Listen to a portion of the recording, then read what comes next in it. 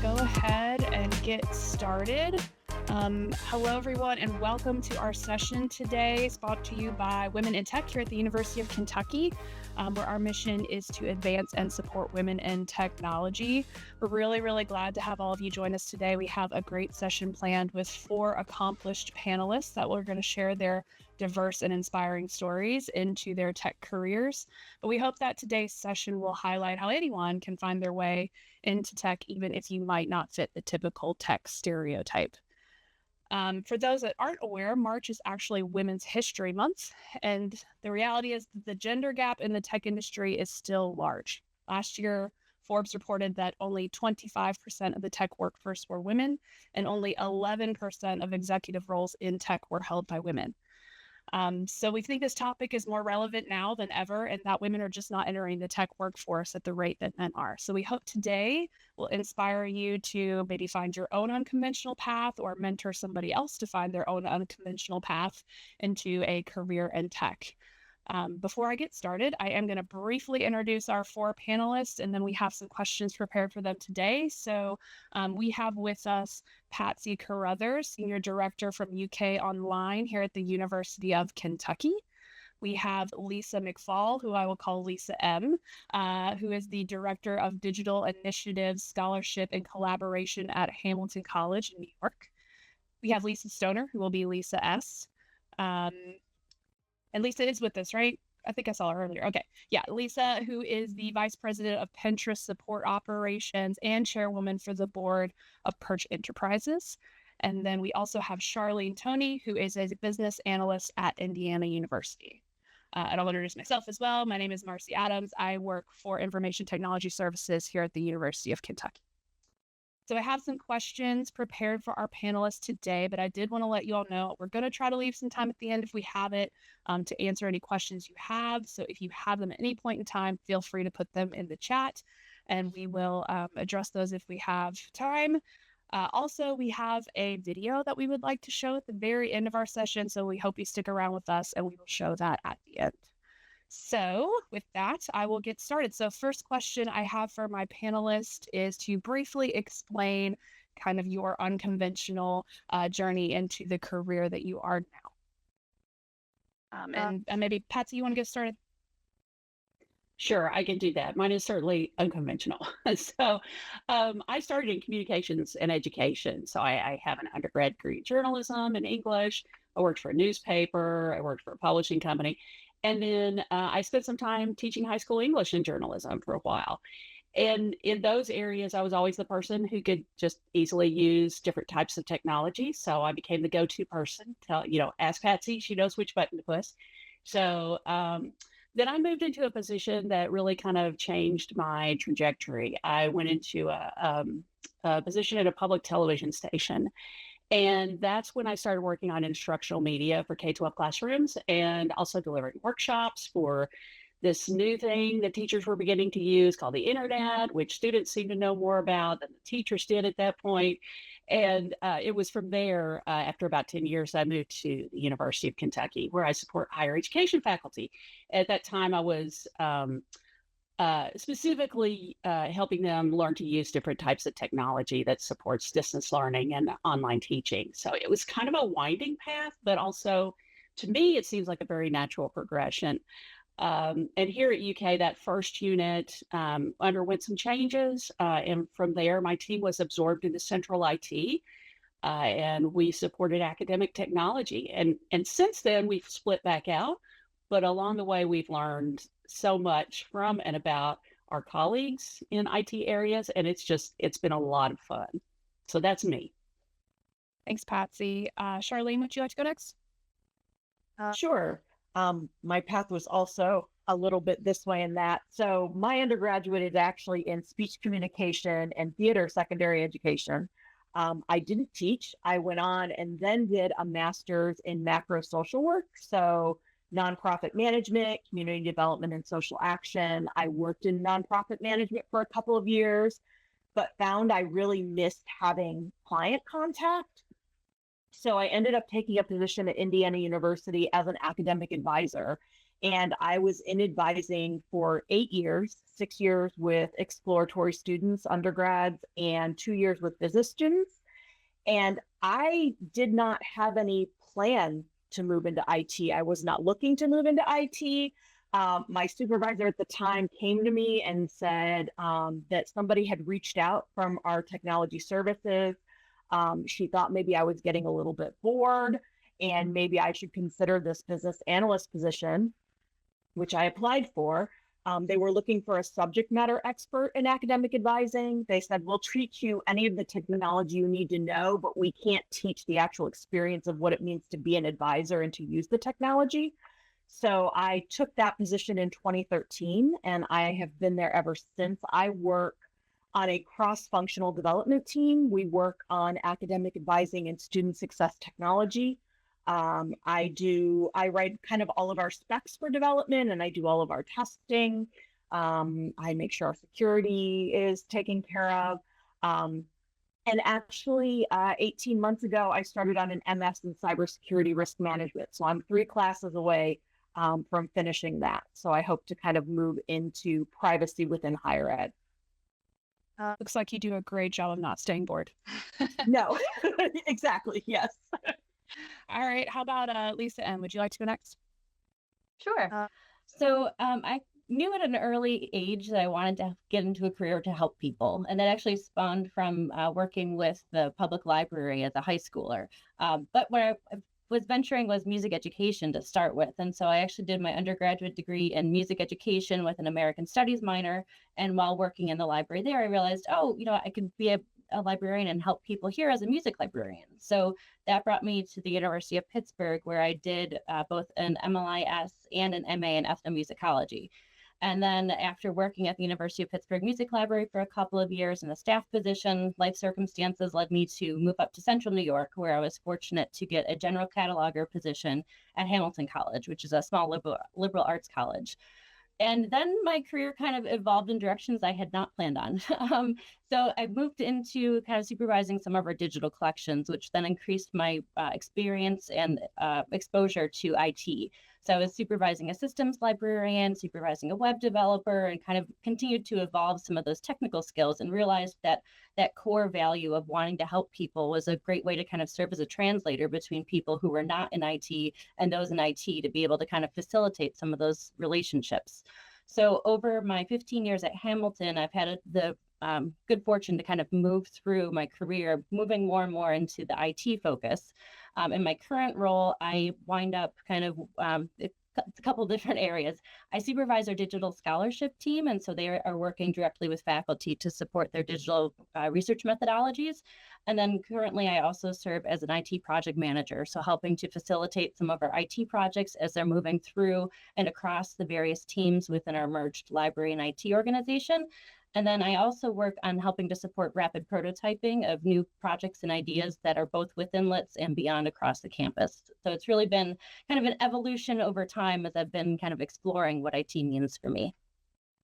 Wonderful. And Elisa S., you are our friend of non-higher ed, so we would love to hear your journey into your role at Pinterest. Yeah, I was thinking about that I would almost bet anything that I'm the worst student on this call. But I worked my whole life. And so I started out as like a babysitter, and I worked as a busboy in a Chinese restaurant. And I've had kind of, every crappy job in the world. And I want to share some of that up front, because I think sometimes when you go to these calls, you see these people and they're like, I'm going to tell you these amazing things about my accomplishments, but you don't hear about, the time I applied at Kmart to be an assistant manager of the shoe department and didn't make it to the final round. I mean, literally. So it was, I would say, a very circuitous journey for me.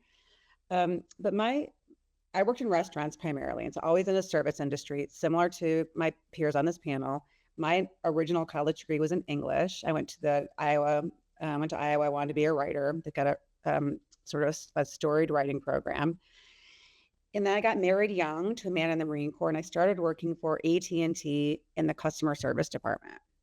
And it was the only game in town in Jacksonville, North Carolina. So I was fortunate to be hired as an entry-level supervisor, and that business evolved over time. So AT&T sold this division, and it became a company called Convergys, which became one of the world's largest outsourcers, a business process outsourcer working with multinational corporations on customer service.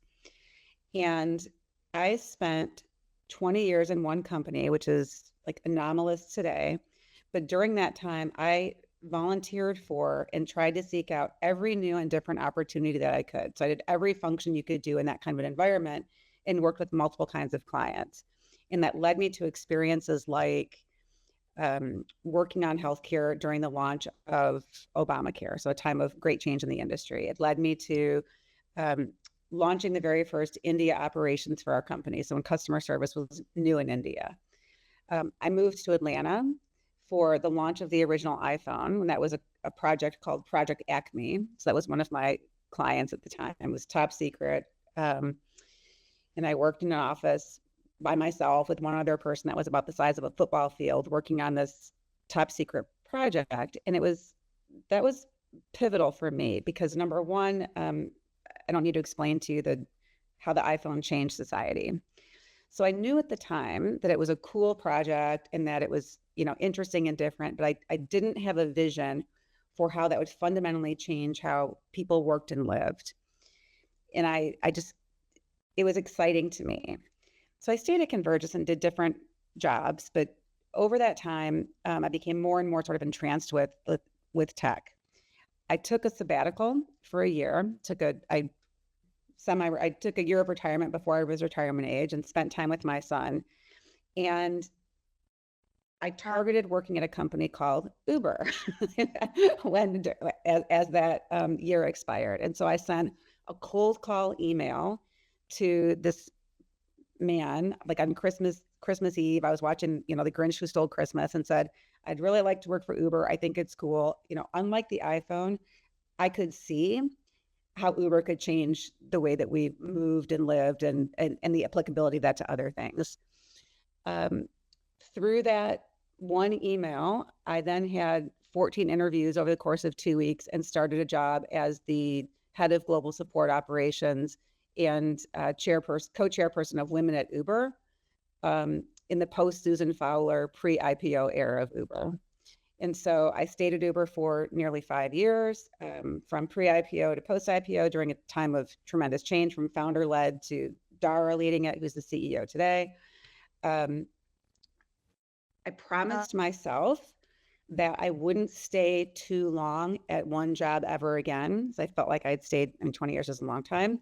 Meta recruited me. So I went to Meta. Unbeknownst to me, I was there to sort of kick off the year of efficiency. I had a very different experience at Meta than I had at Uber. I negotiated an exit with Meta and took 6 months off and really thought about where I wanted to go next. And it was important to me to go to a job that was, yes, global, yes, tech, but that fundamentally was about positivity and made me feel good about my contribution. And so I came to Pinterest, and I do want to say I work for a woman who's the chief strategy officer of Pinterest. And I would like nothing better than for Martha to achieve every aspiration she has and to be the CEO of a publicly traded company someday. And it's my mission to do whatever I can to support Martha, because that's no longer my ambition. But I want it for her, and I want it for anybody in this call who wants it. I love that. And I also want to give a shout out to your mention of being in customer services, which I feel like is an entry point for a lot of people into IT, of having that mindset, that service mindset, and then finding themselves as a customer service agent, which develops some real good skills before you kind of move your way along into the IT journey.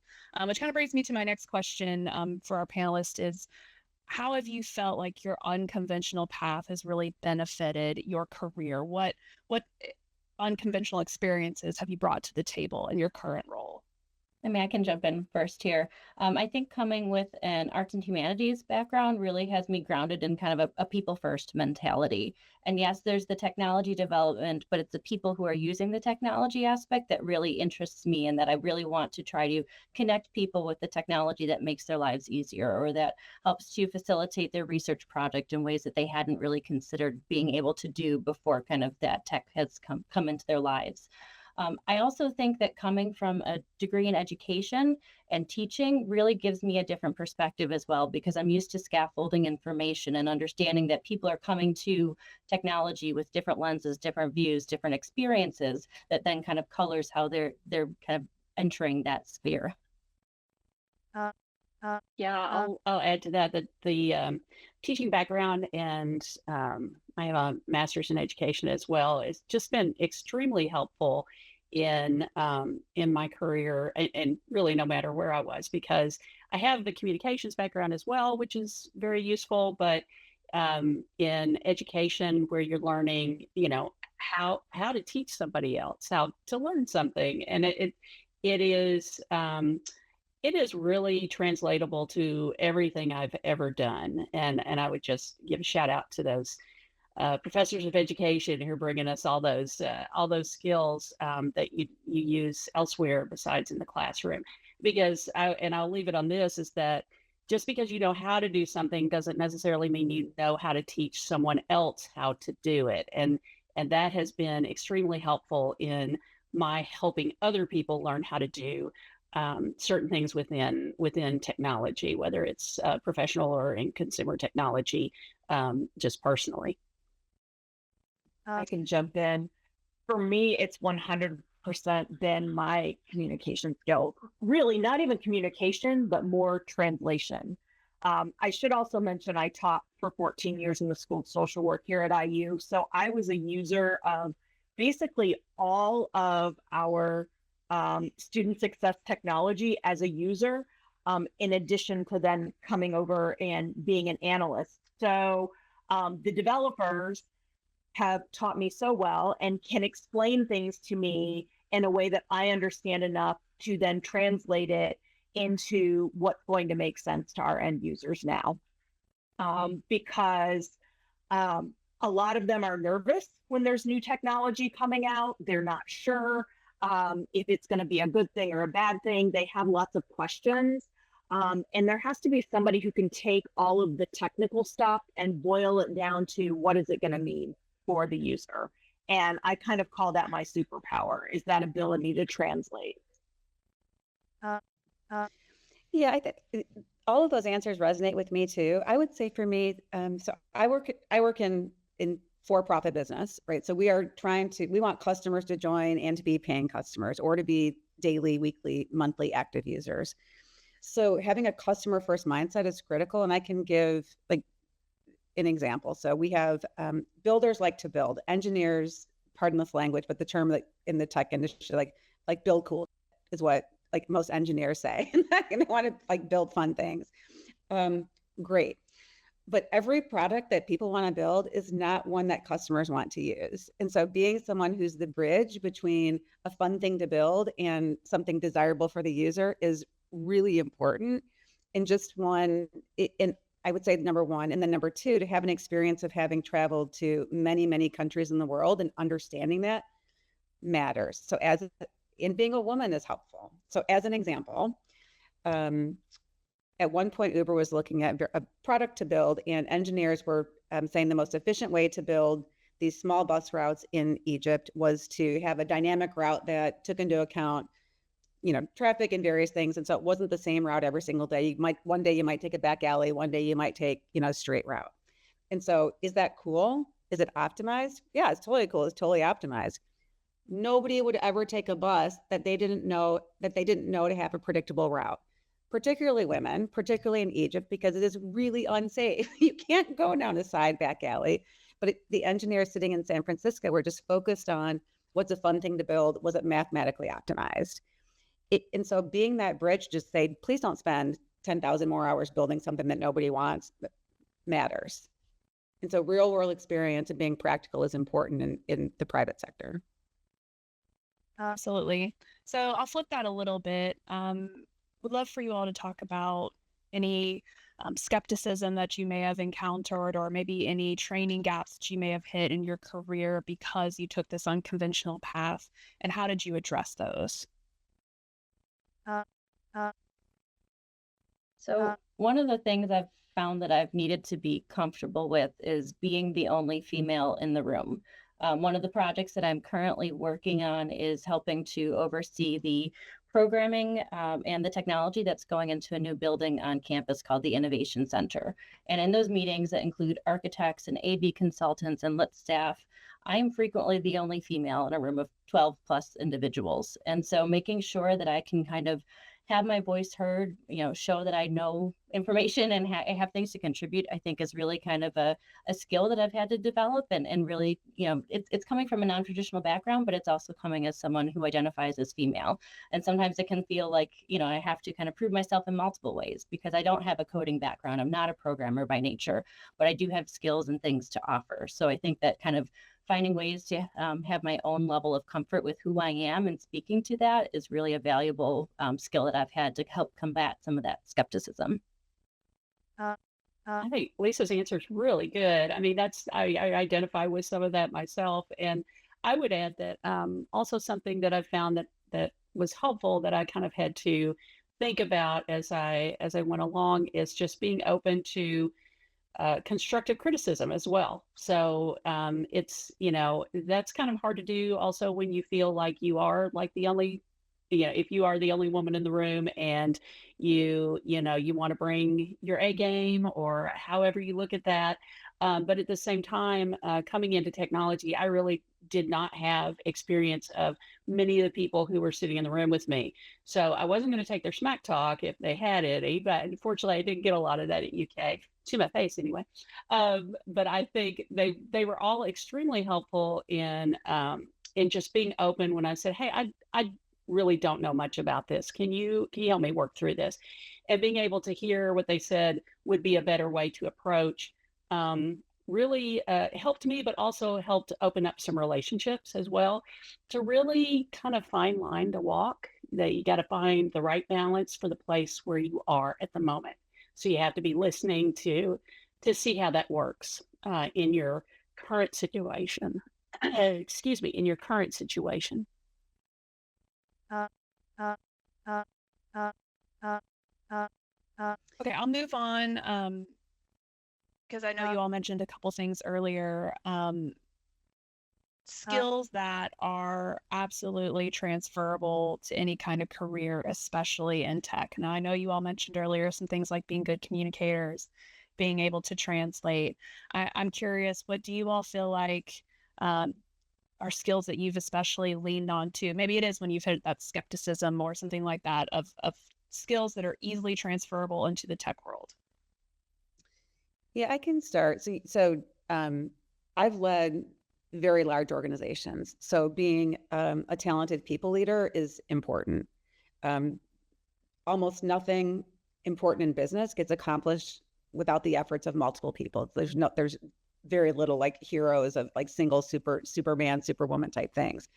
So being somebody who can lead well, who can pattern match and connect the dots, and can manage to an objective versus micromanaging people's processes.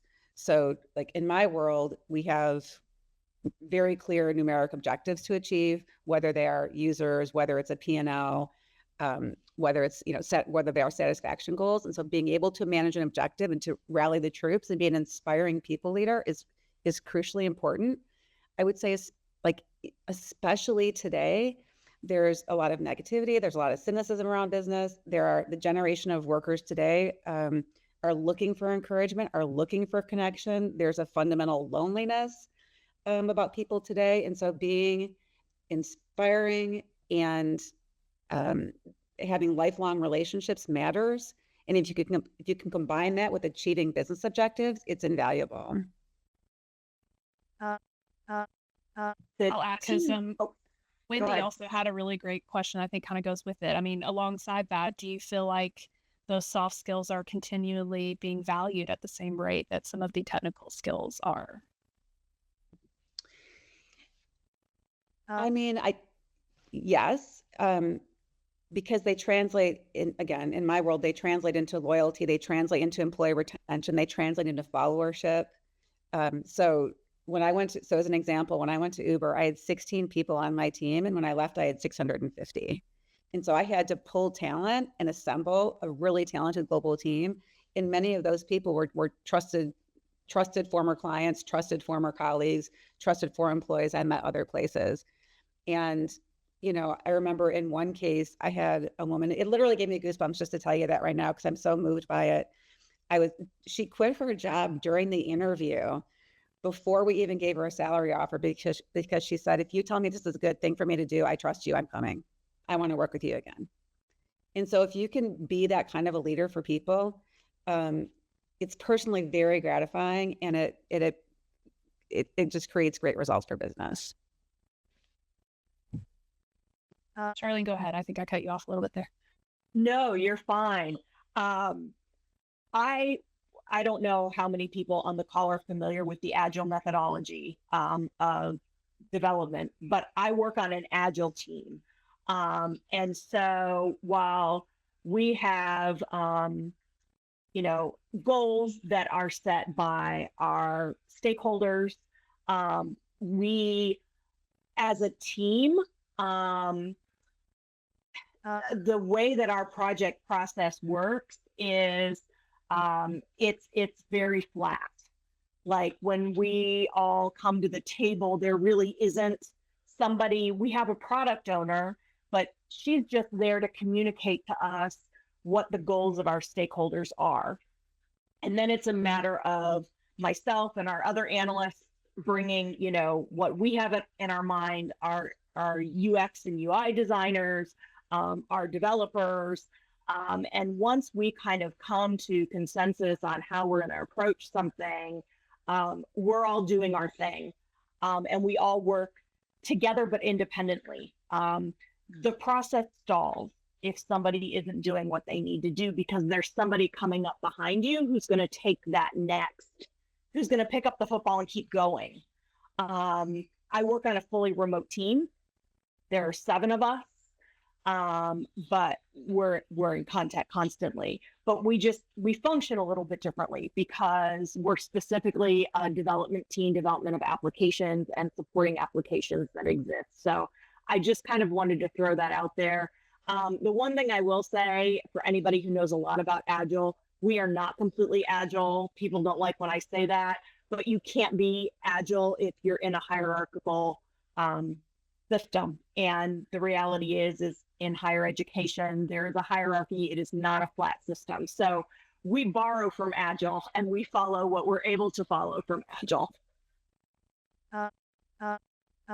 So I'll move on to our next topic. And Wendy did put in a question that I think is really important. It kind of ties with one I was going to ask, but I don't know if you all have experienced or no. I've witnessed that even in the K-12 space, students are more and more encouraged into a career path even earlier, and a lot of them are very STEM focused. So you do see things maybe like the arts, humanities, things like that, getting less emphasis even at a younger age.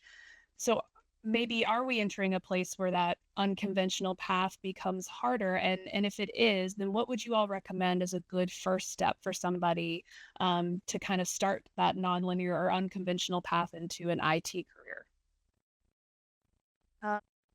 I always say that that you should think about what you are interested in as well, and thinking in terms of, like, if you want to make a career switch, you want to think about doing something else, think about the way you learn best about it. Maybe that's the teacher in me, but also, like, for me, it's always the hands-on things that help a lot. So I want to look for opportunities to learn about things in a hands-on way, where I'm going to workshops or I'm asking somebody just for a face-to-face time. And that's one way to begin thinking about, career shifting. But in looking at the idea of, are we moving away from that opportunity? I don't think so necessarily. I think we change the language of how we talk about these things sometimes. I think for a long time, there's been a debate about like soft skills and whether they work well for us, and whether you need more of those or more of the STEM skills. And we talk about that, and in different ways. It comes and goes in even the words that we use to discuss it. But if you look at people, especially the women on this panel, you look at their stories. I think their stories are ones that could be repeated into the future. It's your journey. and you have to kind of take control of it.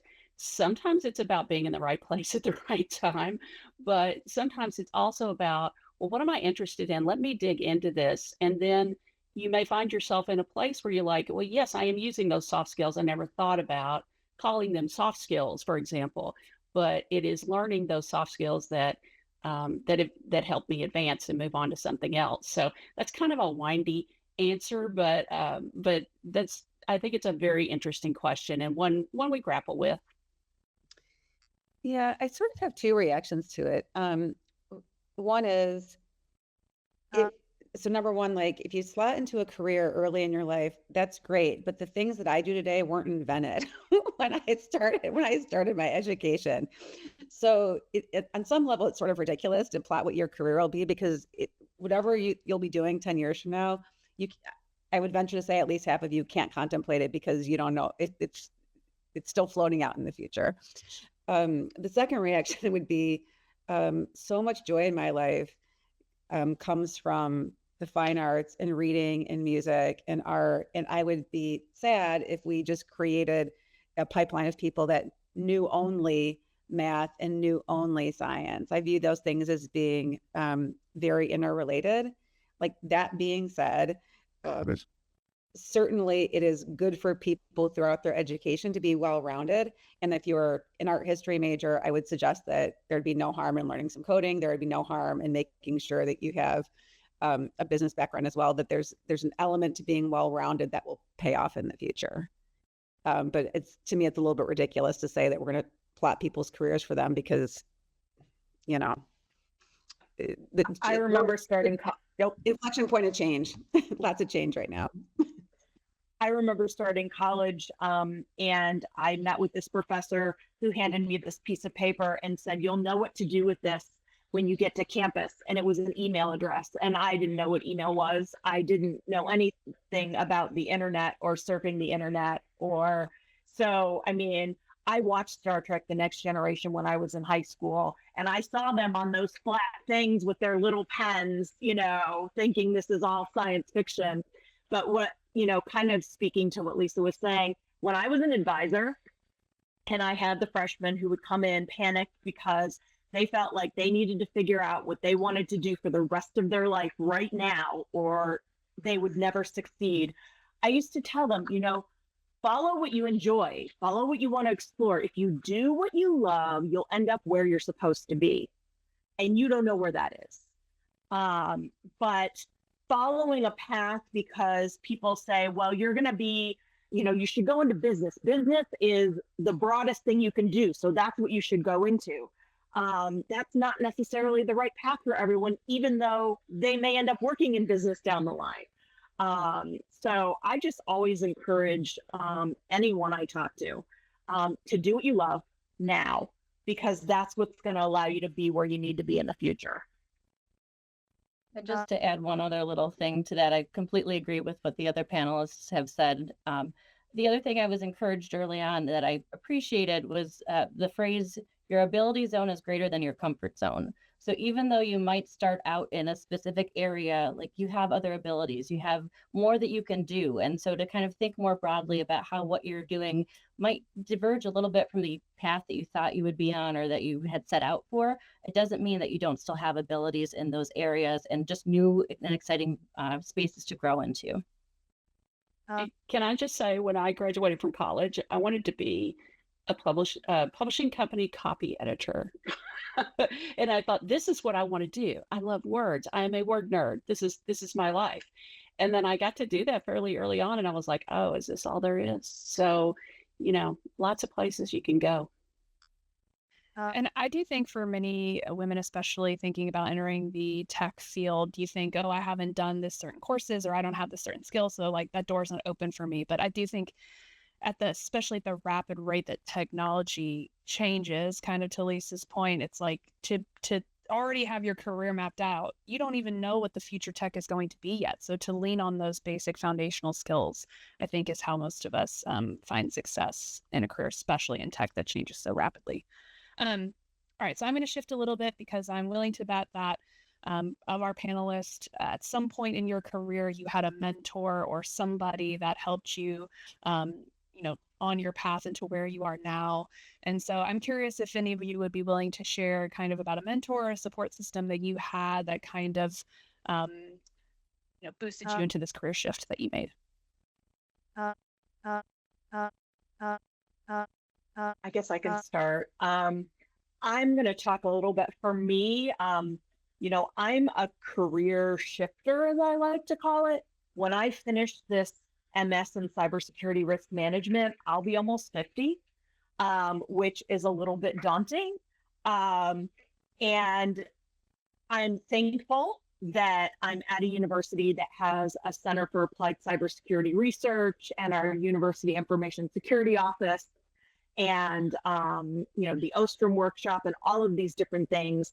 And I started reaching out and getting connected with other women from non-traditional backgrounds who have become absolutely amazing mentors to me. One in particular, she was a police officer for 15 years and then decided she wanted to have children and didn't want to be in that profession anymore and shifted into cybersecurity. And just talking to them has been inspiring, supporting. I saw somebody in the Q&A asked about imposter syndrome, which I find is a real challenge, particularly in cybersecurity. I work on an almost all-female team in my full-time job, but in every class that I'm in, I'm always the only woman. So, I'm starting to shift into a space where I am the only, and in a space that to me feels very technical, even though I want to go into the governance, regulation, and compliance side. So it's been reaching out to as many people as possible and connecting and hearing stories and finding where our paths overlap. And I found that to be incredibly helpful along the way.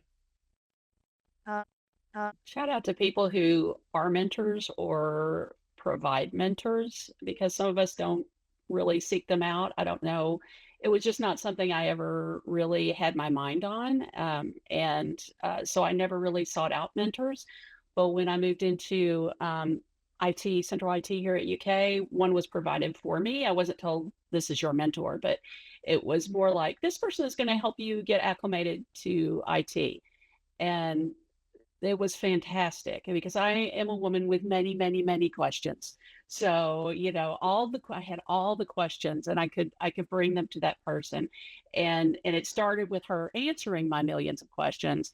And then it moved into really more learning about how to work within the organization and understand the work that was being done around me that maybe I had not been a part of before.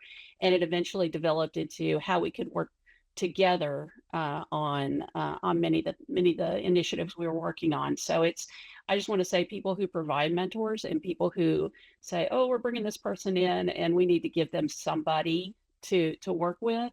I just want to shout out to those people because you're amazing, especially for those of us who weren't looking for a mentor, but probably needed one. I think there's one thing that I would say, there's kind of the formal mentorship, and there's also people who help you, and you may not even know who they are. And what I would say is I would encourage you to be that person. And so I'll give you an example of what I mean.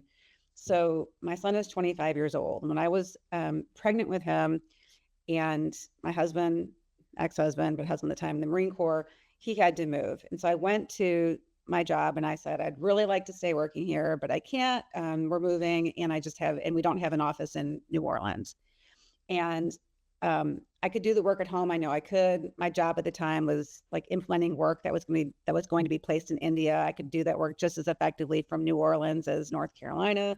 But the whole idea of work at home didn't exist 25 years ago. And someone, I think I know who, but I really don't even know to this day, said, like, Lisa's work is valuable. Like, I trust her. She can work from home. And if that person had not said yes to that at the time, there is no scenario where I would have ever been hired by Uber, where I ever would have worked on the iPhone, that I ever would have gone to Meta, because I wouldn't have been qualified. I would have likely been, like a pretty good regional operations manager for Chili's or something, like I would have stayed in the restaurant business and transferred with some national chain somewhere. And I would say that was a really mutually beneficial relationship. I did good work. I started out an entry-level employee. I ended up reporting to the CEO, and I stayed at that company for 20 years because they took that chance on me. And so what I would say is, like, that was more valuable than all the mentors I had after the fact, because that allowed me to meet those mentors. So what I would say for the women here is find ways to be the person who says yes, particularly for people that are trying and may need a yes. Look for yeses, not nos. And then also look for people who see you in a way that you can't see yourself. So I had a boss, as an example, who he wrote my board bio. And when he wrote it, I was like, oh my God, that person just sounds amazing. He's like, all of those things are true. Why don't you see me like I see you? But he just so up-leveled how I thought about my accomplishments. It was great. So those are the two people that really stand out to me. Just to kind of add in a short little thing, I think in addition to looking for, a single mentor, it's possible to kind of think of a mentoring network, right? There's no reason why one person has to be the mentor in all areas. So I was really fortunate to go through a program called the More Leaders Program, and my coach provided by that program was a former CIO, and I really valued Justin Cypher's advice and the guidance he gave me, because at that time I was kind of transitioning into new opportunities at Hamilton. But as part of that program, I also got to do some networking with other basically small liberal arts college IT professionals. And so I, connected with someone that was like the associate CIO in areas that I wasn't familiar with, and someone else in other areas, like information technology. And it was just really valuable to learn from my peers, learn from others who in different areas, in addition to having that single mentor. So what I would encourage people to do is, don't underthink your networking, right? Think about who you're talking to, think about the skills you can learn from them and what you can offer back in return, because I think we're all learning and growing in our career, whether you're starting day one or you're approaching retirement, that there's so many opportunities to just continue to learn and grow. And at least for me, I do that best from others. I love all that advice. So I'm actually getting ready to ask the last question I had prepared for our panelists. So if any attendees still have questions, feel free to add them in. But I am curious, you all are so successful, but if you could go back and talk to your younger self and give yourself advice about your career, what do you think the main thing would be? I would tell myself to be brave, because at the time I was not. Be brave. Don't be afraid to take those steps that are in front of you, but maybe you're worried that you shouldn't take. Just do it. Dive in. And the other thing I would say is continue to be curious. Be curious about everything all the time. Ask all the questions, even if you think you're asking too many. That's me. All those years, in the very beginning, I'm like, am I asking too many questions? Ask all the questions, try all the things, and see where it takes you. For me, kind of to speak to one of the things that came up in the Q&A, I have suffered from imposter syndrome my entire life, my entire career, going back to elementary school. And so just thinking about the fact that, we're all learning as we go, we're all, kind of improvising on the fly, right? That's just kind of a part of what life is. And so lean into that, embrace it. Don't be afraid. Don't feel like you're less than because you're suffering from that imposter syndrome, but just really kind of know you have things to offer and you have skills to bring to the table, and bring them. People will value them. That's all the questions I have prepared for you all today. I promised, I have a short video that I want to show everyone.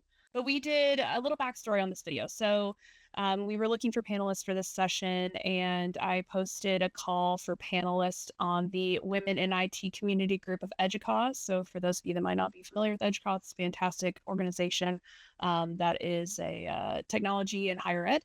And I posted that group, hey, would anybody be interested in being on our panel?